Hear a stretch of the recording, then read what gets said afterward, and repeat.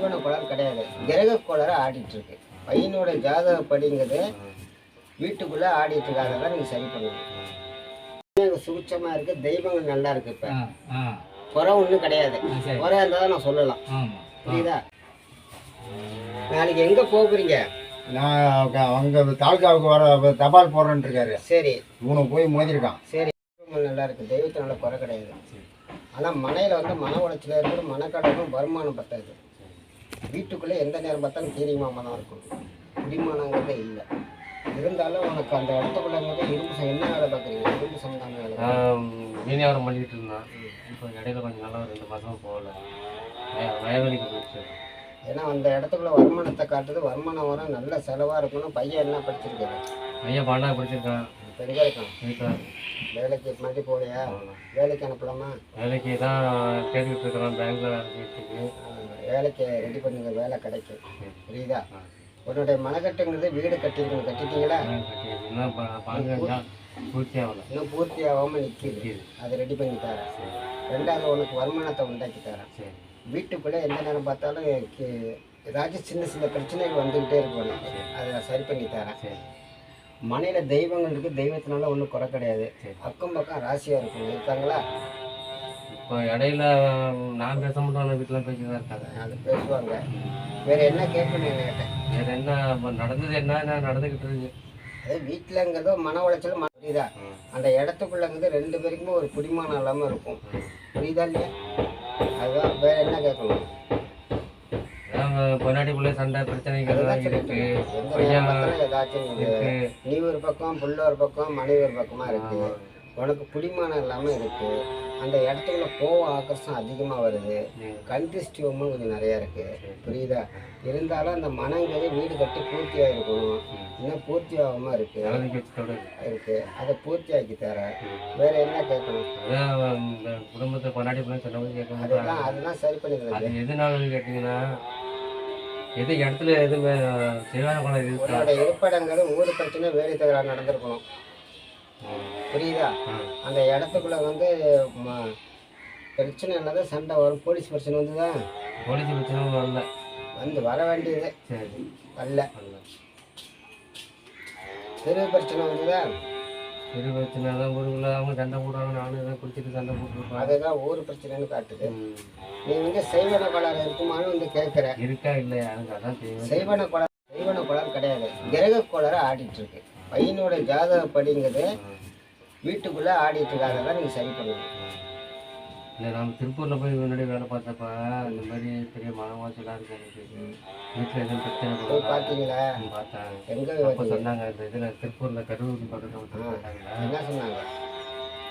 பக்கத்து வீட்டுக்காரங்க செஞ்சிருக்காங்க. பக்கத்து வீட்டுக்காரங்க செஞ்சிருக்காங்க. பக்கத்து வீட்டு வீட்டுக்காரங்க பேசிட்டு இருக்காங்களா?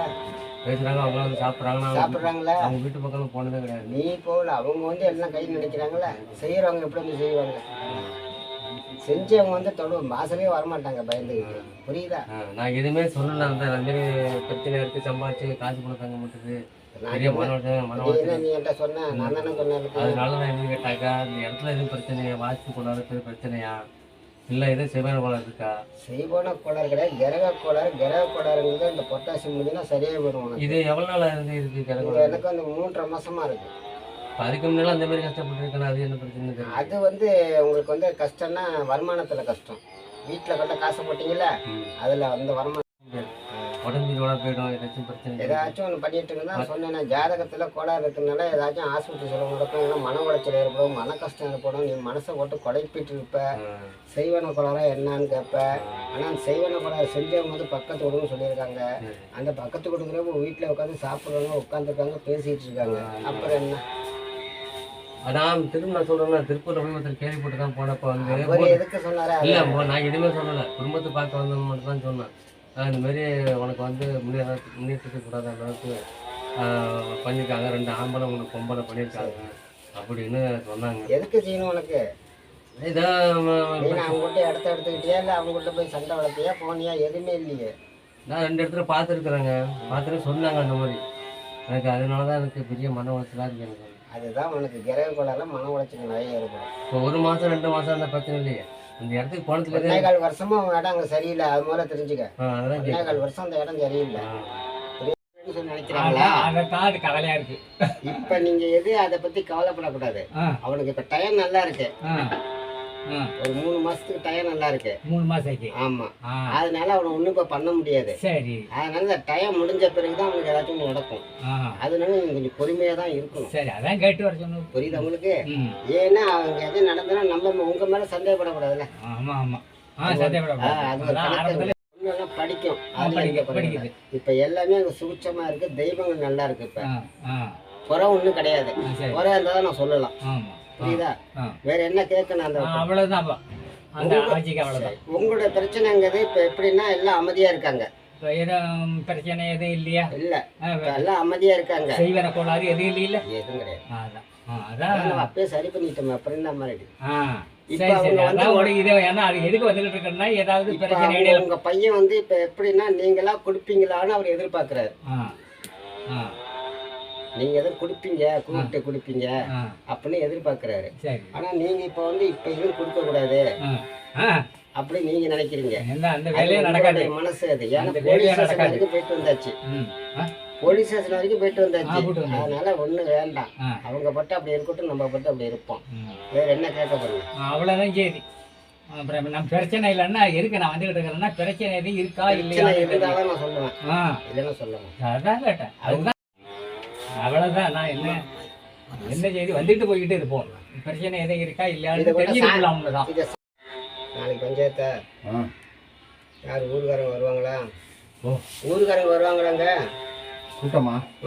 கூட்டமா தான் இருக்கணும். நாளைக்கு எங்க போகிறீங்க? நான் அவங்க தாலுக்காவுக்கு வர தபால் போடுறேன்னு இருக்காரு. சரி.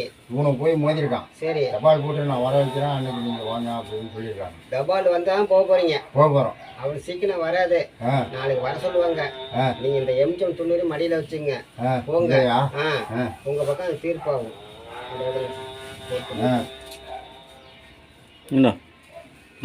கூப்பிடு தாத்தா.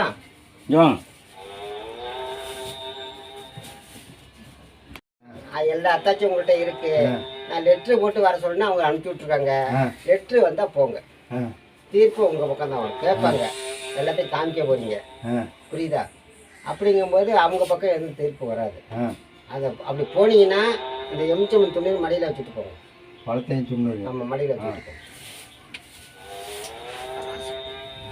நாளைக்கு வர சொல்லியிருக்காங்களா? நீங்களா சொல்றீங்களா? நீங்களா சொல்றீங்களா? வர சொல்லியிருக்காங்களா? நாங்களா சொல்லல. அவனோட போய் மோதவும்